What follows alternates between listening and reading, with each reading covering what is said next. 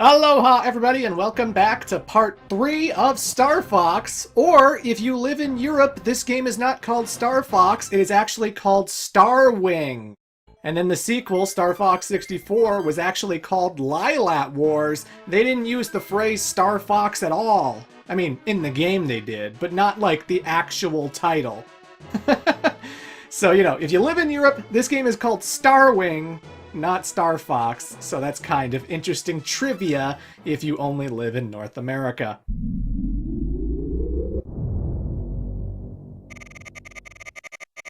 Star Fox team, our last resort is to counterattack Venom. Good luck. Good luck.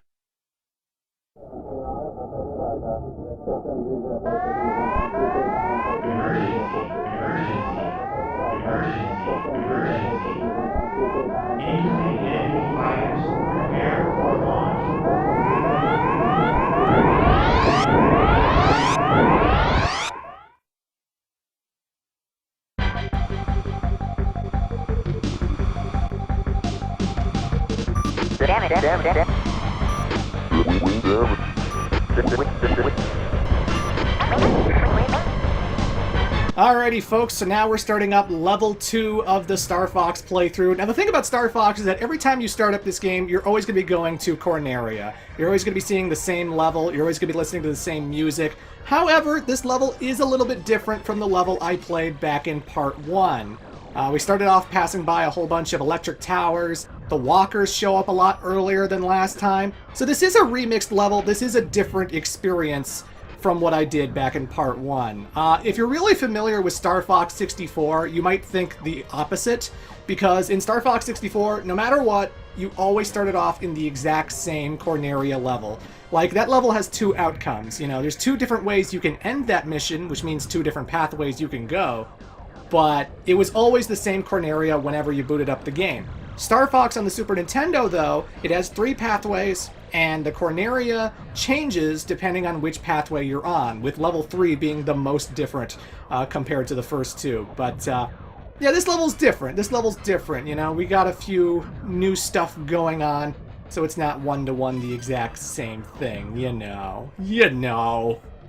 It's also a little bit harder, and definitely if you're a newbie at Star Fox, I gotta recommend doing the barrel roll, because that deflects lasers and energy balls and punts them away so that you can just keep flying around and not take any damage. And how that works is, when you push L or R on the Super Nintendo controller, you dip the R-wing sideways, you know? So if you push L, the ship will tilt left. If you push R, the ship will tilt right. When you double tap L or R, the R-wing will perform a barrel roll. Or, if you want to be technical, if you want to be realistic and specific to real-life terminology, it is the aileron roll. That's what it's actually supposed to be called. But here's the thing, in the instruction manuals, in the voiceover for Star Fox 64, they always refer to it as a barrel roll. And this is the Lilat system, okay? This isn't the solar system, this is the Lilat system. I don't know who Falco's referring to when he calls someone Einstein. Maybe there's a different person called Einstein in the Lilat system, I don't know. They do things differently. They don't have humans in the Lilat system, okay? So maybe barrel roll is just the way they classify the spin that you do when you double tap L or R, okay? Okay? So don't argue with me, it's what the game says. And if what the game says, then that's what I'm gonna say, you know? Now, one thing that is the same is the same boss. We have the attack carrier, just like in Pathway 1, although it seems to send out a lot more ships compared to Pathway 1. At least it feels like it does. Maybe it shoots more energy balls. I don't know. It seems slightly harder. It seems slightly harder. But not so much that I can't kick its ass like nothing. Oh, yeah. And I didn't even have a twin blaster upgrade. I didn't pass under the archways, and that's how you get the twin blaster still. So, like, again, follow your teammates, go under the archways, and you'll get extra firepower. But, I don't need it. I don't need it. Does that mean I'm doing a playthrough that's single blaster? No, no, no, fuck that. Absolutely not. I'm gonna get the twin blasters, don't you worry. I'm gonna get my upgrades, don't you worry. It's just, you know. I was just busy with other stuff. I didn't think to fly under the archways, but yeah. Any things are finally going to divulge, because we're not going into the asteroid belt here in level 2. No, we're taking a detour to Sector X.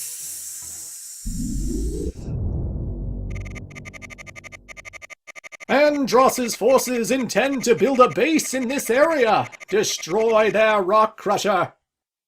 Good luck. Okay, so that was the same exact narration that Pepper had for the asteroid belt, and we do have the exact same boss from the asteroid belt. This is the last time we use duplicate bosses, by the way. Level 3 is going to have completely new bosses. We're never going to have any duplicate bosses ever again. It's just for some reason, Pathway 1 and Pathway 2 have the exact same first 2 bosses, the attack carrier and the rock crusher. And then that's it. Everything else is going to be completely new and original. But either way, folks, Sector X is a very dangerous place because there's a whole bunch of polygonal pillars just hanging out in space, and you gotta dodge all of them because, again, running into stuff in Star Fox, it hurts. Oh my god, it hurts. It drains a lot of your health if you run headfirst cockpit into these things. So, watch where you're flying, watch where you're flying. Remember that you have your retro rockets to slow down, to hit the brakes, and, ow! Don't do like Clement did. Don't clip your wings. Don't clip your wings. Good God. Good God. Either way, it's very similar to the asteroid level. You're just dodging a lot of pillars. And, you know, one thing I loved about the original Star Fox was its promotional material. Because, like, the game itself is just a whole bunch of polygons, you know? We don't actually get to see caricatures of Fox outside of, like, the title screen, the continue screen, their portraits when they talk, you know? We never see a character model of Fox or anything. So, you know, they added all the Star Fox characters to make it cute and colorful and to add some variety so that, you know, people will want to play it. Because nobody wants to play a game that's just polygons. It has to have characters that, like, grab your attention. It has to have something that goes, ooh, what's this about? And polygons alone don't just do that. You know, even though it's a technical achievement, you know, a special effect without a story is a very boring thing, to quote one George Lucas. So, you know, in all the posters, in all the advertisements, like Nintendo Power and stuff, they always used, like, these puppets of the Star Fox team, you know, puppets of Fox, puppets of Falco and Peppy and Slippy, and it was just such a unique look at the time, because, like, I mean, even when you pick up, like, the box art of Super Nintendo Star Fox, you got this kind of hyper-realistic, not cartoon version of Fox on the cover, and that's because it's like a puppet, you know? And you look at all the manuals and stuff, and it's very hyper-realistic, but very intense versions of the Star Fox characters. And this is like before we had, like, a, you know, any kind of cartoon or anything. We still don't really have a cartoon, but Star Fox Zero had a cartoon. That game's not very good, though. I'm not going to play that. In case you were asking. But, I just loved flipping through, like, old Nintendo Power magazines, and then Star Fox would come up, and you'd see just that intense face of, like, Fox McCloud, and I don't know, just something about the puppet campaign really caught my attention when I played the original Star Fox. And if you've only downloaded this off of the Virtual Console, you know, if you've only gotten this on your WiiWare or your Wii U shop, or if it's on Nintendo Switch Online as well, if you have online for the Switch, you can play Star Fox as long as you have an online membership. So if you want to play it and you already played the Switch Online, then it's free. You can play it right now, ladies and gentlemen. You can play this game right now. Yes, sirree. But, because of, like, digital download services, usually, like, the picture is just, like, the title screen. And the title screen doesn't really show off, like, the puppet stuff and all the advertising. And, I remember the Super Nintendo commercial on TV.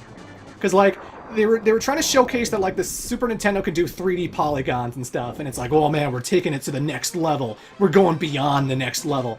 And it's showing, like, this kid in, like, an astronaut suit, kind of, like, playing the game, and it keeps cutting back to the footage. But then all of a sudden, at the end of the commercial, it cuts to the kid, and the helmet goes up, and now he's a fox. Like, he's not a human anymore. He's just a fox person. And it's like, oh, my God. If I play Star Fox, I can become a fox. Yay. You know, it's just very, very, very fun marketing. And I think that's the only reason Star Fox has colorful animal creatures. Because, you know, you can't sell a game just on polygons alone. You need to have interesting, fascinating characters. Corneria's resource world has been overrun! You must retake the weather control unit! Good luck. I wish Earth had one of those. That would make things so much simpler if we could just control the weather. But either way, folks, yes, this is Titania. It is the resource planet for Corneria. According to the instruction manual, it's referred to as the treasure planet. So, you know, insert movie reference here. But it's all wintry, it's all snowy and ice everywhere, and everything's very white. Even the enemies are all like just white and blue, and it's just kind of hard to discern what exactly is an enemy and what exactly is like a crystal that you can't destroy. You know, there's just crystals popping out with a whole bunch of like things floating around them, and you can't really destroy those as far as I know. And then you got the crab walkers who, you try shooting their torso, nothing happens. You have to shoot out their legs. That's the only way to take out the crab walkers. Take out their legs and then you'll be fine. But this level has an interesting gimmick where it actually loops and goes repeating the exact same set piece over and over and over again until you accomplish a certain goal. Like, again, Pepper mentioned the weather control unit. It's not supposed to be winter right now. It's not supposed to be snowing and stuff. So every now and then we keep coming up to these 3 gates, and I already went through them once, and now I'm coming up to them a second time because it looped. The first time I went through the middle because the middle has the twin blasters, and you can do that as long as you want, and the twin blasters keep respawning. So if you want like max upgrades for your weapons, just keep looping through that section over and over and over again until you get like all the twin blasters you could need. But you want to go to the right gate, and then you want to run into the orange gem, and then the weather will change, and now it's no longer winter. Now we're in brown and red, and it's not very good looking. But, you know, at least it's easier to discern what's an enemy and what's a crystal that you can't destroy. But again, it's another cool aspect of the Super FX chip. It's showing that, like, look, we can turn this winter wonderland into a brown, rocky canyon type setting. And that's cool, man. That's cool for the Super Nintendo. It's just a really cool visual trick. So it's like, let's make a level where you can change the entire background. This planet has a weather-changing unit. Yeah, I don't know.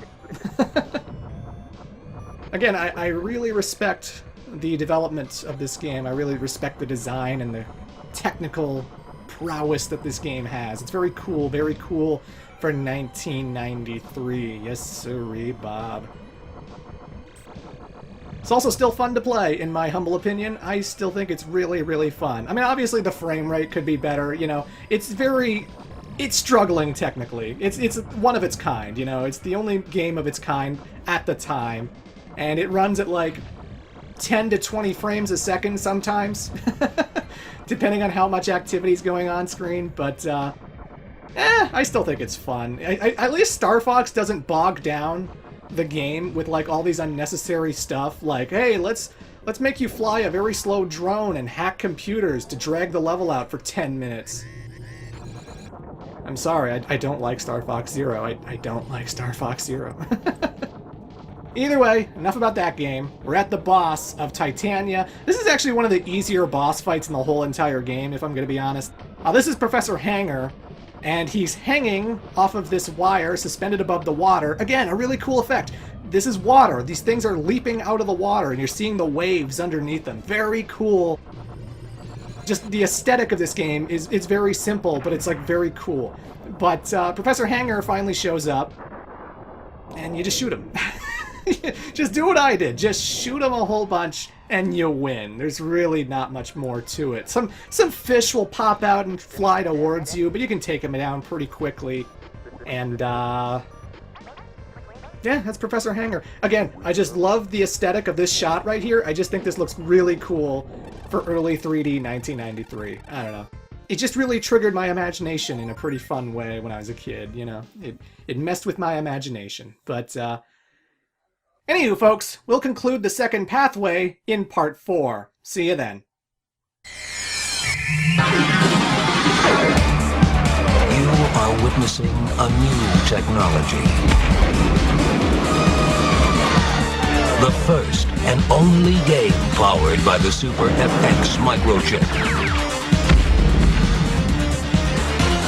Why go to the next level when you can go light years beyond? You are Fox McCloud in Star Fox, only for the Super Nintendo Entertainment System.